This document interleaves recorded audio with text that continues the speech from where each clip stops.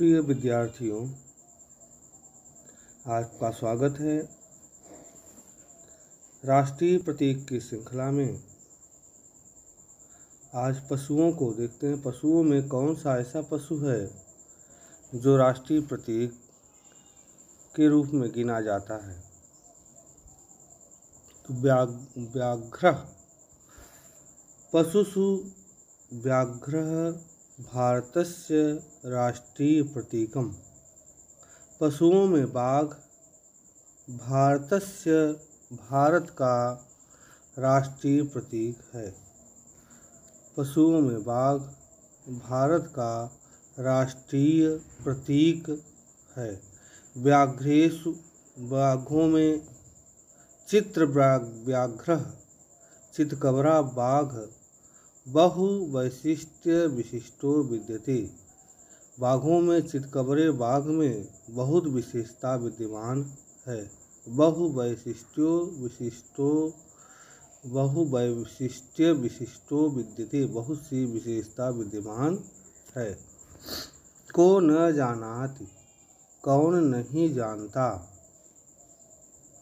को न जानाति कौन नहीं जानता। चित्र व्याघ्रस्य यौजः चितकबरे बाघ के औज को, पराक्रम को और स्फूर्ति को कौन नहीं जानता।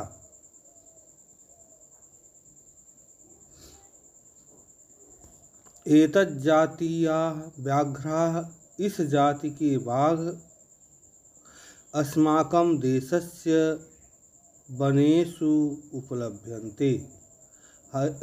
एतज्जातीयाः इस जाति के व्याघ्रः बाघ अस्मत् देशस्य मतलब हमारे देश के वनेषु वनों में उपलभ्यन्ते माने उपलब्ध होते हैं। एतेषां शरीरे इनके शरीर पर स्थूल माने सूक्ष्म कृष्ण रेखा भवन्ति। सूक्ष्म कृष्ण रेखा होती हैं। स्थूल पतली छोटी पतली काली काली रेखाएं होती हैं। व्याघ्रो असावतीव तीव्र धावकः व्याघ्र अत्यंत तेज दौड़ने वाला, सतत सावहितः हमेशा सावधान रहने वाला, संकट को विदूरादेव दूर से ही, जिघ्रन माने सूंघ कर, तदपनेतुम सचेष्टः और उसको दूर करने के लिए, उससे उपाय करने के लिए उससे सतर्क हो जाता, सचेष्ट हो जाता है। स्वलक्ष्यम वाप्तुम अपने लक्ष्य को प्राप्त करने के लिए, कृतिरतः हमेशा तत्पर रहता है। स्वसीम्नि एव पर्यटन वन्यो जंतु विस्तृतो जगति। यह अपनी इन्हीं विशेषताओं के कारण वन्य जंतुओं में संसार में विख्यात है। पर्यटन वन्यो जंतु विस्तृतो जगति। अपनी इसी विशेषताओं के कारण, स्वसीम्नि एव अपनी विशेषताओं के कारण, पर्यटन वन्यो जंतु विस्तृतो जगति इस पर्यटन जंतुओं में विश्वविख्यात है। कमलम फूलों में कमल को राष्ट्रीय प्रतीक के रूप में गिना गया है। कमलम सरसिजम पद्मम पंकजम शतदलमित्यादिनामभिः। कमल, सरसिज, पद्म, पंकज, शतदल इत्यादि नाम से प्रथितम विख्यात पुष्प अस्माकं यह फूल हमारे राष्ट्रीय प्रतीकत्वेन स्वीकृतम हमारे राष्ट्रीय प्रतीक के रूप में स्वीकृत होकर राष्ट्रीय पुष्पस्य यशो वर्धते, राष्ट्रीय पुष्प की शोभा को विद्यमान मतलब बढ़ाते हैं, राष्ट्रीय पुष्प की शोभा को बढ़ाते हैं। तस्य कोमलत्वम, उसकी कोमलता, तस्य कोमलत्वम, उसकी कोमलता, मनोहरत्वम, मनोहरता, मन को हरने की शक्ति, मनोहरता, विकासशीलत्वम, और विकासशीलता, पवित्रत्वंचाभिलक्ष्यैव, और उसकी पवित्रता को अभिलक्ष्यैव माने ध्यान में देकर, पवित्रत्वंच अभिलक्ष्यैव, पवित्रता को ध्यान में रखकर, कवियों ने तस्य, उसका बहुशः बहुत वर्णनम कृतम, उसका बहुत बार बहुत प्रकार से वर्णन किया है। न कश्चित महाकवि, न कोई महाकवि, संस्कृत भाषायाम, संस्कृत भाषा का, हिंदी भाषा का, वा विद्यते, कोई ऐसा कवि संस्कृत या हिंदी भाषा में नहीं है, एनैतस्य, जो कि इस पुष्पस्य फूल की महात्म्यम न गीतम, महानता को नहीं गाया है। देवानाम, देवताओं की स्तुति प्रसंगे, वंदना स्तुति के प्रसंग में, दिव्य कर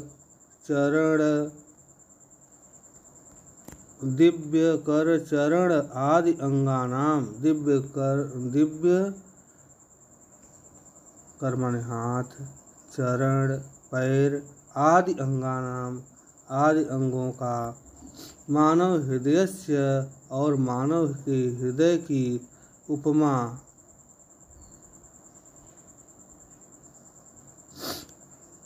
कृतम, उपमा इससे दिया है, कमल के फूल से उपमा किया है, करके उपमा करके, सत सांस्कृतम महत्वम बिभर्ति पुष्पमिदम, यह फूल हमारी जो है सांस्कृतिक महत्व को बढ़ाता है।